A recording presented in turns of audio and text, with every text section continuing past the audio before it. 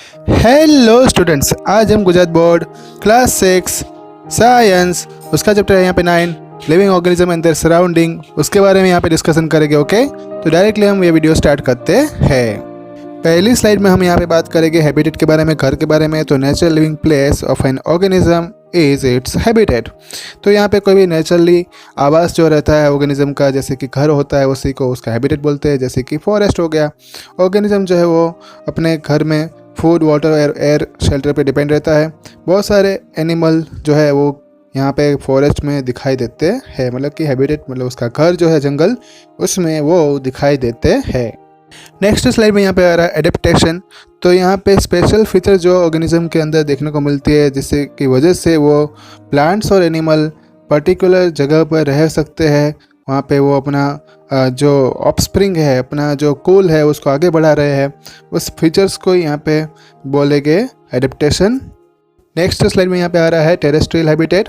अगर हैबिटेट जो है लैंड होगी, मतलब कि ज़मीन होगी, तो उसको टेरेस्ट्रियल हैबिटेट बोलेंगे। एग्जाम्पल यहाँ पे दिया है desert, forest, grassland and mountain. Next slide में यहाँ पे डेजर्ट का हैबिटेट का फोटो बताया गया है, जिसमें केवल घूमते नजर आ रहे हैं। डेजर्ट प्लांट का फोटो भी यहाँ पे बताया गया है, जिसमें कैक्टस, एगेव, डेड पाम, ये सभी ट्रीज जो है वहाँ पे देखने को मिलते हैं। सबसे पहले हम यहाँ पे डेजर्ट प्लांट की एडेप्टेशन के बारे में बात करने वाले हैं। तो उसके पत्ते, लीव्स जो होते हैं वो एब्सेंट रहते हैं मोस्टली, या तो बहुत ही रिड्यूस, बहुत ही छोटे छोटे होते हैं, या तो फिर स्पाइन मतलब कांटों में वो मॉडिफाइड हो जाते हैं, जिससे ट्रांसपीरेशन के द्वारा जो वाटरलेस होने वाला था उसमें से वो ना हो, इसलिए उसके स्टेम जो है वो उसमें कांटे नज़र आते हैं। दूसरी बात बताओ तो कांटे इसलिए नज़र आते हैं क्योंकि भगवान ने उसको ये फीचर्स दी हुई है जिससे कोई उसके स्टेम को जो है खाए नहीं। अगर कोई इसको खा जाता है तो फिर उसका सोर्स जो है वाटर का वो ख़त्म हो जाएगा, इसलिए यहाँ पे डायरेक्टली वो स्पाइन में उसको मॉडिफाई नेचुरली किया गया है। नेक्स्ट स्लाइड में यहाँ पे स्टेम जो उसकी होती है वो ग्रीन कलर की होती है, और उसमें से फोटोसिंथेसिस की प्रोसेस हम कर सकते हैं। स्टेम जो है वो उसके अंदर वाटर स्टोर होता है, इसलिए वो थिक और फ्लैशी होती है। फोर्थ यहाँ पे फीचर्स ये है कि डेजर्ट प्लांट जो होते हैं उसके रूट बहुत डीप तक जाते हैं, मतलब गहराई तक जाते हैं। उससे मैक्सिमम वाटर जो उससे कलेक्ट होता है वो वहाँ पे वो कलेक्ट कर सकते हैं, इसलिए वो गहरे ज़मीन में नज़र आते हैं और वो बहुत गहरे भी होते हैं। नेक्स्ट यहाँ पे जो उसका स्टेम जो होता है उसके ऊपर वैक्सी लेयर देखने को मिलता है, और उससे वाटर लॉस जो है वो कम से कम होता है। ये जो फीचर्स यहाँ पे थी वो प्लांट्स के बारे में थी। अब हम डेजर्ट के एनिमल्स के बारे में बात करेंगे। तो सबसे ज़्यादा एनिमल जो देखने को मिलता है वो वहाँ पे होता है कैमल। तो कैमल के बारे में हम बात करेंगे। ओके, तो यहाँ पे जो एडेप्टेशन होता है डेजर्ट एनिमल का, उसमें हम कैमल के बारे में बात करेंगे। कैमल के पैर जो होते हैं वो बहुत ही लंबे होते हैं। उससे क्या होता है कि जो हॉट सैंड, गर्म सैंड जो होती है, उससे उसकी बॉडी जो है दूर रहेगी और उसको यहाँ पे गर्मी से थोड़ी राहत मिलेगी। It store the food as a fat in its hump. Hump मतलब कि जो उसके खूंद जैसा जो ऊपर रहता है उसके अंदर वो फूड स्टोर कर सकता है। ऐसा माना जाता है कि वो 2 हफ्ते तक अपना खाना जो उसके अंदर स्टोर रख सकता है। It can store water in its body. वो वाटर भी अपने बॉडी में 6 से 7 दिन तक चले उतना वो स्टोर कर सकता है। फोर्थ पॉइंट यहाँ पे ये बताया गया, hooves of an camel well suited for walking on sand. तो यहाँ पे जो कैमल के पैरों के नीचे गद्दी जैसा रहता है जो उसको मदद करता है कि वो रेत के ऊपर आसानी से चल पाए। उसके पैर जो है वो रेत के अंदर नहीं चले जाएंगे और वो अच्छे से दौड़ भी पाएगा। हम इस तरह से नहीं दौड़ पाएंगे क्योंकि अपने पैरों के नीचे इस तरह का होप होता नहीं है। ये सब नेचुरली है। फिफ्थ पॉइंट यहाँ पे है long eyelashes to prevent sand from the falling into eyes. यहाँ पे उसकी आँखों के ऊपर जो बाल रहते हैं वो ज़्यादा रहते हैं, उसी की वजह से उसकी आँखों में रेत जो है जाती है नहीं। जब भी आंधी आती तब उसको इसका फ़ायदा मिलता है। बहुत सारे एनिमल जो है डेजर्ट में ऐसे पाए जाते हैं कि वो डे टाइम में तो निकलते ही नहीं है, वो अंदर ही छुपे बैठे रहते हैं होल्स के अंदर, और जब रात का टाइम जब होता है तभी वो बाहर निकलते हैं। जैसे कि यहाँ पे बताया गया है चूहा है, स्नैक है, पाइथन है, ऐसे बहुत सारे एलिगेटर्स जो आते हैं, ठीक है, वो रात के टाइम पे वही नज़र आते हैं। डेजर्ट के ऊपर वाले व्यू से देखते हैं तो वो पूरा एक एम्प्टी नज़र आता है, लेकिन अंदर के साइड से अगर बात करें तो उसका व्यू जो है एकदम आप देख सकते हो यहाँ पे पिक्चर में बहुत सारे होल्स उसमें नज़र आएंगे। बहुत सारे जो कीड़े हैं, लिविंग ऑर्गेनिज्म है, उसमें देखने को मिलते हैं और वो उसके अंदर ही रहते हैं और रात के टाइम पे वो नज़र आते हैं। तो ये अंदर का व्यू जो है मैंने आपको बताया हुआ है। नेक्स्ट स्लाइड में हम बात करेंगे माउंटेन रीजन के बारे में, किस तरह से एडेप्टेशन होगा। तो सबसे पहले हम माउंटेन ट्रीज के बारे में बात करेंगे। Mountain trees grow in conical pattern with sloping branches helps snow to slide down. मतलब कि जिस तरह से यहाँ पे बर्फीली बारिश होती है वो आसानी से उसका स्लाइड हो जाए, वो नीचे गिर जाए, उसी तरह से वो कॉनिकल शेप में रहते हैं। कौन शेप हमें पता है, हमने मैथ्स में स्टडी कर लिया है। उसी टाइप के शेप वाले यहाँ पे पेड़ नज़र आते हैं क्योंकि वहाँ पे बर्फीली बारिश ज़्यादा होती रहती है। They have a needle-shaped leaves helps water and snow to slide down। मतलब कि यहाँ पे जो उसके पत्ते जो रहते हैं वो एक नीडल शेप के रहते हैं, जिससे क्या होगा, जो भी बर्फ़ वहाँ पे गिरेगी वो डायरेक्टली वहाँ से सड़क के नीचे गिर जाएगी। इस तरह से वो नीडल शेप के उसके पत्ते नज़र आते हैं। अब हम वहाँ के एनिमल्स के बारे में बात करेंगे तो स्नो लेपर्ड वहाँ पे ज़्यादा देखने को मिलता है। वो वाइट कलर का रहता है और वो अपने आप को एनवायरनमेंट में छुपा सकता है क्योंकि उसका कलर वाइट होता है। तो पहाड़ों में वो छुपने के लिए ये कलर उसको ज़्यादा काम आता है। Thick fur to protect from cold. उसके जो ऊपर की बाहर की स्किन जो रहती है, चमड़ी जो रहती है, उसके ऊपर थिक फर रहते हैं जिससे उसको क्या ठंडी की सीज़न में राहत मिलती है। Claws to prevent slipping on the surface of snow. जहाँ पे भी बर्फीली यहाँ पे सरफेस देखने को मिलेगी तो वहाँ पे वो सड़क के नीचे ना गिर जाए, इसलिए उसके क्लोज नाखून जो है उसको वो रोकते हैं और वो पहाड़ों के ऊपर भी आसानी से चढ़ सकता है। नेक्स्ट स्लाइड में हम बात करेंगे माउंटेन गोट के बारे में। तो थिक वाइट फर जो है उसके रहते हैं, जिससे क्या होगा, उसको ठंडी में राहत मिलेगी। दूसरी बात है स्ट्रॉन्ग हुप्स उसके रहते हैं, मतलब कि पैरों के नीचे जो है गद्दी अच्छी बनी रहती है, जिससे वो रॉकी स्लोप पे भी आसानी से वो दौड़ पाएगी।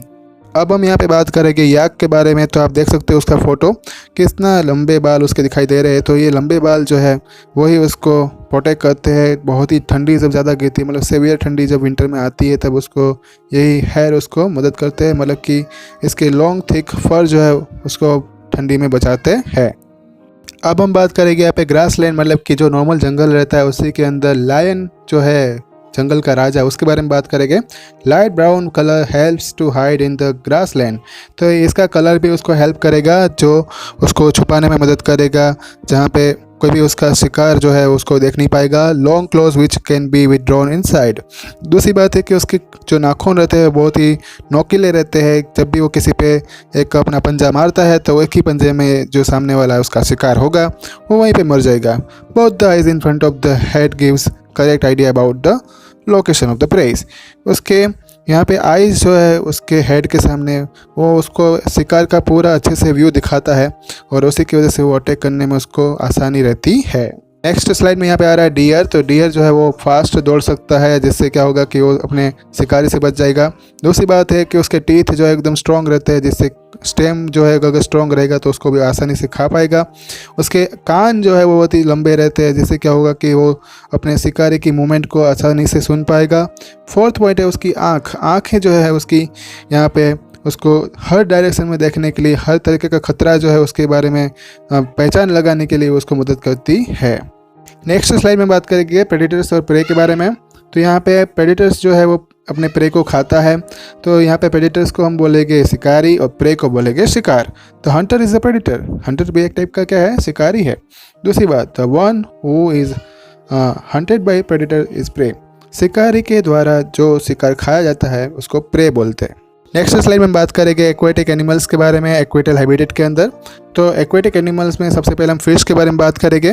उसका जो बॉडी शेप रहता है वो स्ट्रीमलाइन रहता है, मतलब कि बोट जैसा शेप रहता है, जिसकी की वजह से वो वाटर में मूवमेंट वो कर पाएगी, वो आगे पीछे जो है अपने आप को जो है वो उसकी मोशन जो है चेंज कर पाएगी। हम इस तरह से पानी में डूबते हैं और उसके बाद तैरने की कोशिश करते हैं, तो हम मछली की तरह हम नहीं तैर पाते क्योंकि उसका शेप जो है वो स्ट्रीमलाइन रहता है और अपना शेप स्ट्रीमलाइन होता नहीं है। फिश की यहाँ पे दूसरी फीचर्स ये है कि उसके पास गिल्स होते हैं, जिसकी वजह से वो पानी के अंदर भी रेस्पिरेशन कर सकती है। वो पानी में डिजोल्व हुआ ऑक्सीजन को ले सकती है। हम उस तरह से पानी में जो है डिजोल्व ऑक्सीजन को नहीं ले पाएंगे क्योंकि ये फीचर्स अपने अंदर नहीं है। Body is protected by scales. उसकी बॉडी में जो है वो स्केल होते हैं, जिसकी वजह से उसकी बॉडी जो है बची रहती है। नेक्स्ट स्लाइड में यहाँ पे आ रहा है ब्लो होल्स। तो डॉल्फिन और यहाँ पे वेल जो है, वेल तो सबसे बड़ा एनिमल माना जाता है। उसकी नॉस्ट्रिल के द्वारा जो है वो हवा में से वो यहाँ पे ब्रीथिंग कर सकती है। ये कैसी मछली है। दूसरी बात के उसके पास जो नॉस्ट्रिल होता है उसको ही बोलते हैं ब्लो होल्स। तो उसका फ़ोटो मैंने आपको बताया हुआ है। वो 1 घंटे के अंदर 1 या 2 बार जो है ऊपर आती है और हवा जो है उसको यानी कि ब्रीथिंग करने के लिए उसको ऊपर आना ही पड़ता है। और आप देख सकते हो कि कितना वो पानी जो उड़ा रही है यहाँ पे, मैंने आपको फ़ोटो में दिखाया, आपको यानी कि दिखाने की कोशिश की है। तो उसी के द्वारा वो एक साथ हवा जो है वो यहाँ पे रेस्पिरेशन करके वो अंदर बॉडी में खींच लेगी और फिर वो फिर से अंदर चली जाएगी। अब हम यहाँ पे बात करेंगे पॉन्ड और लेक में जो प्लांट्स होते हैं उसके बारे में। तो बहुत सारे यहाँ पे प्लांट्स ऐसे होते हैं जिसके रूट्स जो है वो ज़मीन से फिक्स्ड रहते हैं, मतलब चिपके हुए नज़र आते हैं। तो उसका एग्जांपल यहाँ पे lotus and Vallisneria. Next slide में बात करेंगे यहाँ पे सम आर फ्लोटिंग्स। तो बहुत सारे प्लांट्स ऐसे भी होते हैं जो समुद्र में या तो यहाँ पे पॉन्ड या लेक में ऊपर तैरते हुए नज़र आते हैं। सेल्विनिया, पेस्ट्रिया और वाटर हाइसिंथ इसका एग्जाम्पल है। यहाँ पे अब हम बात करेंगे लोटस के स्टेम के बारे में। तो वो होलो रहता है, लॉन्ग होता है और लाइट रहता है, मतलब कि हल्का रहता है। लीव्स जो है उसके डिस्क शेप के होते हैं, यहाँ पे मैंने आपको फोटो दिया हुआ है। Leaves and flowers float on the water. तो उसके पत्ते और जो उसके फूल जो है वो पानी के ऊपर तैरते नज़र आते हैं। पत्ते के ऊपर एक वैक्सी कोटिंग रहता है, जैसे कि वाटर का लॉस जो है वो नहीं हो पाएगा। वैसे वाटर लॉस मतलब कि यहाँ पे वाटर का एक्सचेंज नहीं हो पाएगा जो गंदा पानी होता है उसके अंदर, ठीक है। नेक्स्ट स्लाइड में थोड़े और राज यहाँ पे खुलेंगे। तो जो पत्ते जो होते हैं वो तैरते क्यों है, तो क्योंकि leaf stalk is filled with air to help floating, मतलब कि ये पत्तों के अंदर ही हवा भरी हुई होती है जिसकी की वजह से वो पानी में तैर पाते हैं। बहुत सारे प्लांट जो है वाटर के अंदर ही पाए जाते हैं, सबमर्ज होते हैं, उसको बोलते हैं हाइड्रिला प्लांट। यहाँ पे एग्जाम्पल और मैंने आपको फोटो भी दिया हुआ है। नेक्स्ट स्लाइड में बात करेंगे फ्रॉग के बारे में। फ्रॉग एक इंटरेस्टिंग एनिमल है, वो समंदर मतलब कि पानी के अंदर भी रह सकता है, वो ज़मीन के अंदर बाहर भी रह सकता है अच्छे से। उसके वेब्ड फीट उसको तैरने में मदद करते हैं।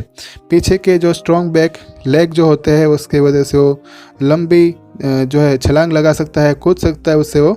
और उसके जो यहाँ पे टंग जो रहती है वो स्टिकी रहती है, जिससे वो इंसेक्ट को भी पकड़ सकता है। नेक्स्ट स्लाइड में बात करेंगे characteristics of living things. All living things need food and food is the source of energy. सभी यहाँ पे लिविंग थिंग है उसको खाना चाहिए और उसी खाने में से उसको एनर्जी मिलती है। दूसरी फीचर्स यहाँ पे ये रहती है लिविंग ऑर्गेनिज्म की कि वो यहाँ पे जब तक वो ज़िंदा रहते हैं तब तक वो ग्रो करते रहते हैं, उसकी बॉडी जो है बढ़ती रहती है। एक फीचर्स होती है लिविंग थिंग्स की। नॉन लिविंग थिंग तो जैसे कि चेयर है वो कभी बड़ी होती नहीं है। फिर यहाँ पे अगली फीचर्स है लिविंग थिंग्स रेस्पायर। तो लिविंग थिंग्स जो है वो सांस लेते हैं, जैसे कि प्लांट्स है, एनिमल्स है, वो रेस्पिरेशन करते ही है। ऑक्सीजन उसके लिए वो अपने बॉडी में लेते हैं और कार्बन डाइऑक्साइड हमेशा वो रिलीज करते हैं। Living things respond to stimuli. Living things हमेशा सेंसिबल रहते हैं, वो कोई भी ऐसा डेंजरस मतलब खतरा जब उसको नज़र आता है तब वो हमेशा एक्टिव रहते हैं। जैसे कि इंसेक्ट, कॉकरोच जो है वो लाइट को देख के है वो उससे भाग जाते हैं। Some insect are attract by the light. थोड़े इंसेक्ट ऐसे भी होते हैं जो लाइट से अट्रैक्ट भी होते हैं।